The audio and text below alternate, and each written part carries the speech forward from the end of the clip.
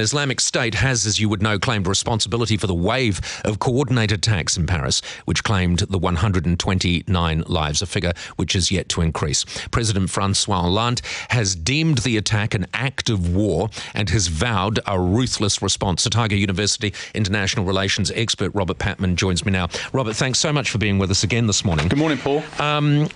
Obviously, we are shocked at these attacks, but we shouldn't be surprised that these attacks have taken place, should we? No, not totally surprised. The Islamic State has been quite clear, particularly since about September last year, that it was extending its operations outside the Middle East, particularly targeting countries like France, which it believes are playing an important role in the anti-ISIS coalition. And so ISIS, which has recruited more than 15,000 new foreign fighters in the last year, it's an organisation with over 50 fighters altogether, and has built up an international network. So it's demonstrating the capability to act.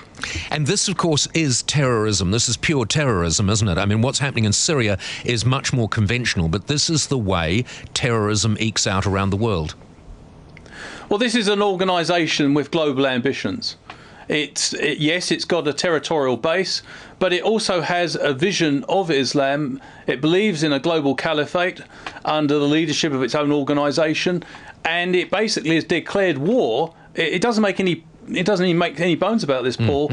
It declares war on non-believers and either kills them or enslaves them. And this is the way it behaves in the territory which it has under its control. And it has 6 million people under its control. So we shouldn't have any illusions about that. 6 million people under its control, and what seems to be almost limitless financial resources.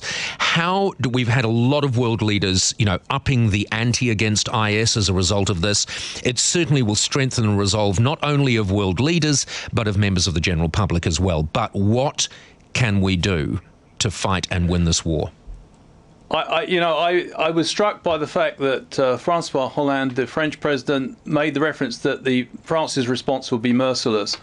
But actually, there's no shortage of military means being directed against ISIS. What we need here is political will.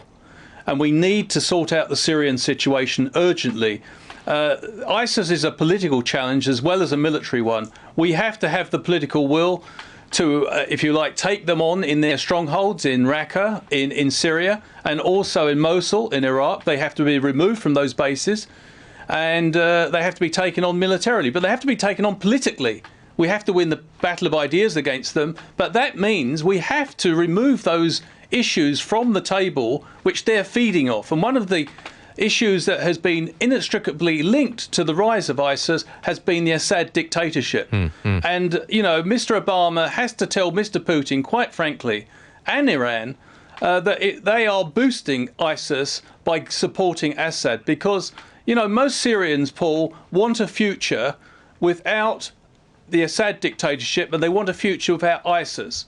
And this is why they're fleeing their country. The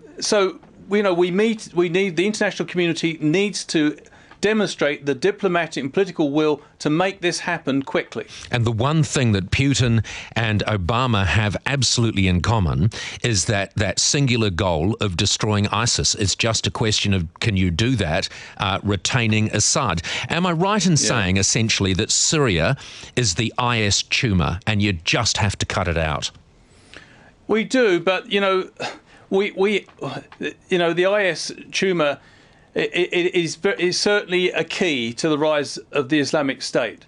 But it's got to be said that the US invasion of Iraq in 2003 was a catalyst. Set off a chain of events which led to members of the disbanded Saddam Hussein's army forming ISIS. Now, they've certainly gained momentum since 2011 with the Syrian civil war. That's been the making of ISIS. But, external meddling in the Middle East hasn't been all that constructive. And I think we really need to try to put some pressure now and to sort out some of the problems in the Middle East that are fueling this hatred and intolerance. And it's not just Syria. There's the whole issue of the fact that the Palestinians still haven't got self-determination after 3 decades plus. Yeah. Okay, so just very, very quickly, Robert, are these things doable? I mean, as you say, for the Palestinians, 3 decades plus, are these doable? Can the West really come together and sort this out? Yes. To quote Willy Brandt, these problems are created by humans so they can be solved by them. The question is political will, Paul. Do you see any evidence that there is political will and political consensus on sorting this?